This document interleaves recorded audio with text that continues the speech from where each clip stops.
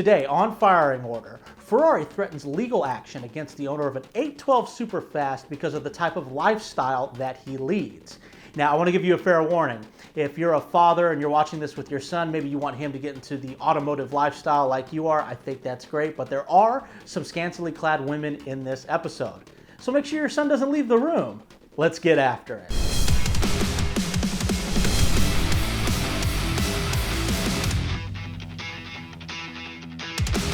Welcome back to Firing Order. Before we get started today, please hit that subscribe button and bell icon for instant notifications when we go live with new episodes such as this.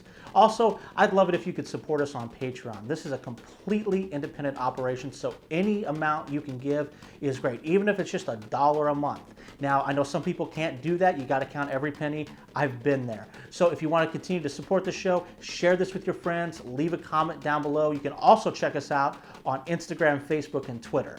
Now, I want to jump right into this story because I think it's incredibly fascinating. This story starts with German fashion designer Plein, who designed some pretty wild shoes. Also, his lifestyle, mostly portrayed on Instagram, is very over the top. Beautiful women, beautiful locations, big house, and of course fast cars. And that's where the cars come into play. Ferrari is represented by an Italian-based law firm whose name I cannot pronounce, but it's there up on the screen for you, and sent what Philip called a love letter.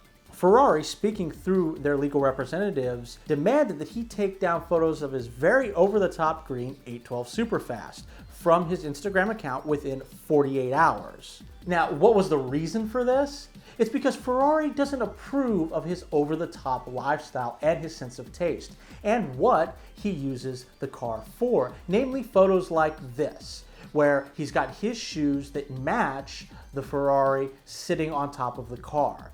Now, I'm going to tell you something. When I saw these shoes, I loved them. I thought high tops were dead. I thought I was the only guy still wearing high tops. Quoted from Philip Plein's Instagram account, Ferrari gave me an ultimatum of 48 hours to remove photos of my personal Ferrari from my personal Instagram. The CEO of Ferrari, Luis C. Camilleri, should think twice before he let his lawyer send a letter like this to a valuable customer who bought 4 brand new Ferraris in the last 10 years. I'm still speechless about the unprofessional and aggressive behavior of the company Ferrari towards his client.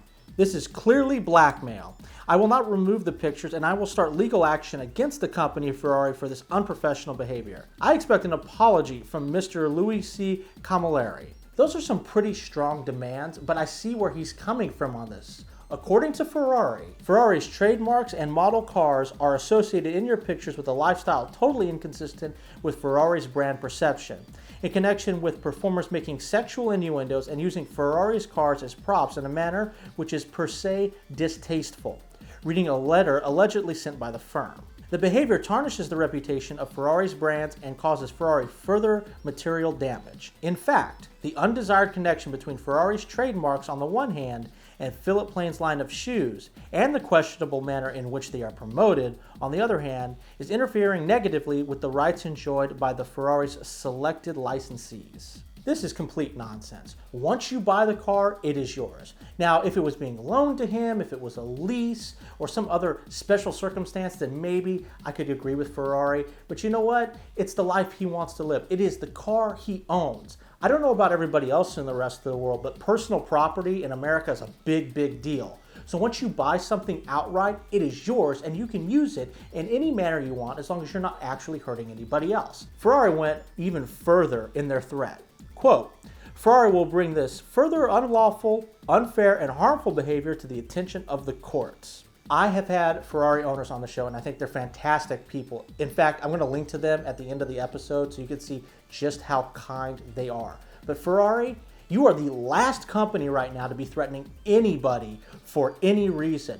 Why don't you get your odometer rollback problem fixed, and then you can start lecturing other people? Yes, Philip Plein lives an over-the-top lifestyle. There's half-naked women in his photos and in his videos. He uses all of his vehicles to promote his clothing brand, and he wants to show you his big, lavish lifestyle. Now, personally, for me, I don't care. If you've got the money, live any way you want. And we have to be honest with ourselves. If we had this man's level of income, I'm assuming that everything he says is true, that he's a billionaire, then we would be buying cars left and right. And if you're a single fellow out there, you're going to be hanging around with women that probably look very similar to that.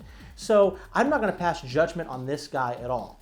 I think Ferrari is massively out of bounds here with threatening an owner. This is just completely uncalled for. I personally wouldn't stand for it. And it's something that I see in the automotive community right now that I cannot stand. First, you've got these companies making people beg for cars. If it's a limited production run, they're so concerned about their image, their image, their image. And not once have I ever heard anybody in the automotive community blame Ferrari for the actions of someone who bought their car. It just doesn't work like that. So if you think this guy's lifestyle is too much, you don't like it, do you blame Ferrari? Of course you don't. So I don't know where Ferrari is getting this from, and they need to get over themselves. What's next? Is Ferrari going to sue adult film companies for putting Ferraris in their porno movies? I mean, I've heard that they do that. I don't have firsthand knowledge. I've never, no. I personally think the worst thing you can do with a Ferrari is not drive it. That I have never been able to stand. People that don't drive their Ferraris drives me nuts, and I think that's far greater a crime against the car and the automobile manufacturer than what this guy is doing. But I want to know what you think. Are you siding with Ferrari or are you siding with the enthusiasts? Let me know in the comment section below. Earlier I talked about some really nice Ferrari owners, and we've got their episodes right there. One of them uses his Ferrari for charitable purposes. He's very giving, very kind guy, and a good friend. And so is the other episode. Good friend and friend of the show, and we had a lot of fun filming both of the Ferraris. I think you're going to like those episodes, so check those out. And I want to thank all of you for watching today.